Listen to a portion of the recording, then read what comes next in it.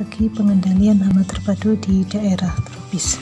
Pembahasan kali ini kita awali dengan refleksi perjalanan panjang 35 tahun PHT di Indonesia, bahwa sistem PHT sampai sekarang masih sangat relevan untuk dilaksanakan sebagai implementasi perlindungan tanaman mengikuti perkembangan budaya dan teknologi pertanian.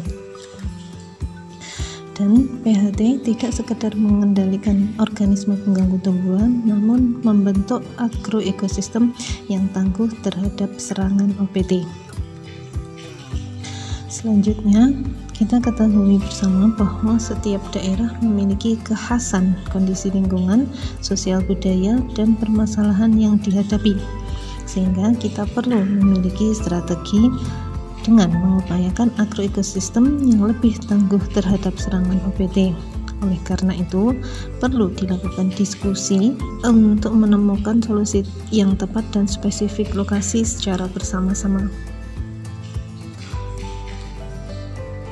Berikut adalah contoh form yang diberikan kepada pelaku utama untuk mengetahui permasalahan OPT di lapangan, namun tetap perlu data pendukung seperti data serangan hama dan penyakit tumbuhan, data evaluasi pengendalian yang telah dilakukan, dan data-data lainnya, serta yang utama adalah permasalahan spesifik lokasi, sehingga nantinya kita memperoleh solusi yang spesifik lokasi pula. Berikut ini adalah strategi upaya tindakan preemptif yang dilakukan agar agroekosistem lebih tangguh terhadap serangan OPT.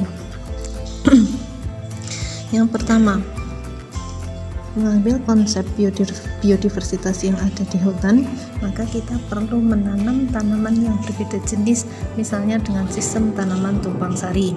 Yang kedua adalah menanam tanaman berbunga atau refugia. Harapannya, jika kita menanam tanaman berbunga ini, ada beberapa musuh alami yang tertarik untuk dapat berada di pertanaman. Untuk penanaman tanaman refugia tidak hanya dilakukan di pinggir lahan, tetapi juga di tengah lahan, dan juga tanaman refugia ini bermanfaat untuk memblok pergerakan dari hama tumbuhan. Dari dua bahasan sebelumnya, yaitu tumpang sari dan penanaman refugia, diharapkan dapat memperbaiki ekologi yang berada di atas tanah. Komponen selanjutnya yaitu ekologi di dalam tanah, yang perlu dilakukan perbaikan antara lain sifat fisik, kimia, dan biologi tanah, sehingga perlu dilakukan penambahan bahan organik atau pupuk organik, perlu dilakukan penambahan bahan organik atau pupuk organik untuk memperbaiki sifat tanah. Selanjutnya, perlu penambahan mikroorganisme yang menguntungkan di dalam tanah, terutama upayanya adalah untuk mencegah dari serangan penyakit tumbuhan. Pada jurnal lain disebutkan bahwa major pathways for reducing the impact of pests and diseases via the introduction of plant species diversity in agroecosystem antara lain conservation, provision of alternate food resources, provision of refuge or shelter, microclimate alteration, physical obstruction, stimulant diversion, deterrent diversion, resource dilution, disruption of the spatial cycle, disruption of the temporal cycle, allelopathy, physiological resistance, specific soil suppressiveness, general soil suppressiveness, yang nantinya dapat meningkatkan diversitas atau aktivitas biota tanah. Selanjutnya, berdasarkan data statistik yang dikeluarkan oleh BPS, bahwa hingga saat ini penyakit penting yang menyerang tanaman padi adalah penyakit blast pada padi, dengan data sebaran yang merata di seluruh wilayah Indonesia. Bahkan ketika survei pengelolaan organisme pengganggu tumbuhan dilaksanakan, beberapa pelaku utama juga menyampaikan penyakit blast pada padi merupakan penyakit penting yang sangat perlu dikendalikan. Jamur patogen penyebab penyakit blast pada padi mampu menyerang tanaman padi pada berbagai stadia pertumbuhan, dari benih sampai fase pertumbuhan malai atau generatif. Pada tanaman stadium vegetatif, biasanya patogen menginfeksi bagian daun sehingga disebut blast daun atau leaf blast.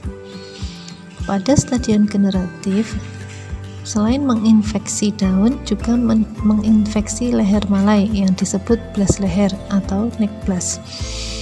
Infeksi patogen juga dapat terjadi pada bagian buku tanaman padi yang menyebabkan batang patah dan kematian yang menyeluruh pada batang atas dari buku yang terinfeksi. Kerugian hasil akibat penyakit blast sangat bervariasi, tergantung kepada varietas yang ditanam, lokasi, musim, dan teknik budidaya.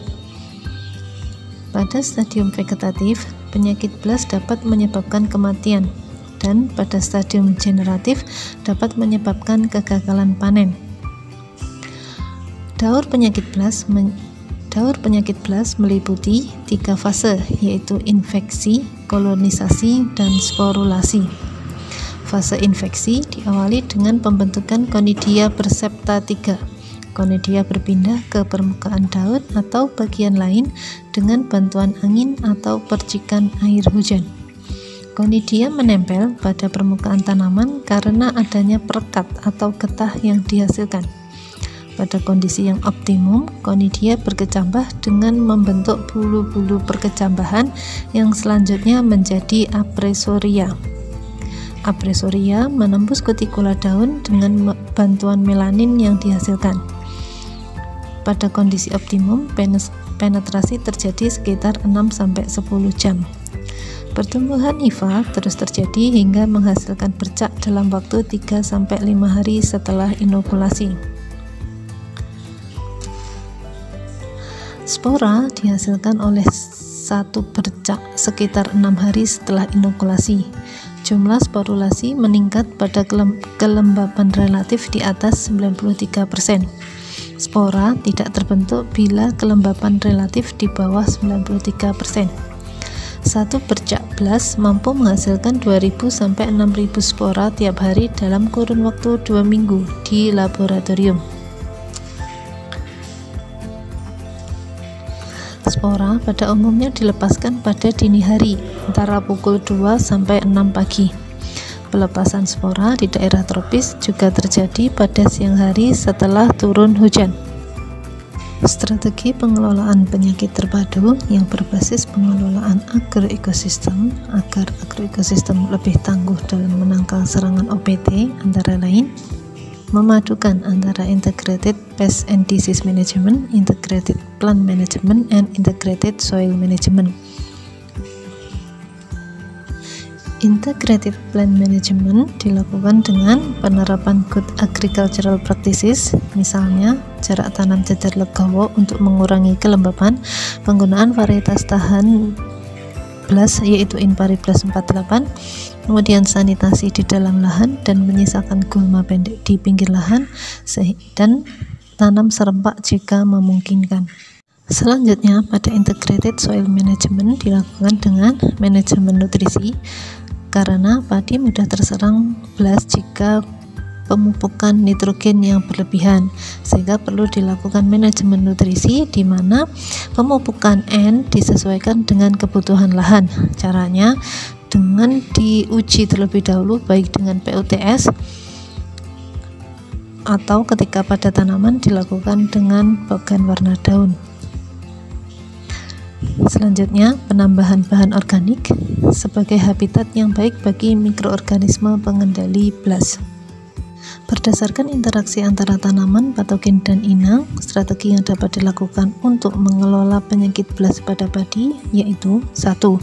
Mengurangi inokulum awal, yaitu memilih varietas tahan terhadap blast pada padi, kemudian menanam sesuai dengan jarak tanam jajar legowo untuk mengurangi kelembapan, kemudian menambahkan mikroorganisme menguntungkan di awal tanam sebagai pencegahan. Yang kedua, mengurangi perkembangan infeksi dengan menggunakan pestisida nabati dan pestisida hayati yang dapat mengendalikan penyakit blast pada padi. Kemudian pengaturan, dan yang ketiga adalah pengaturan waktu menanam, yaitu menanam dengan serentak.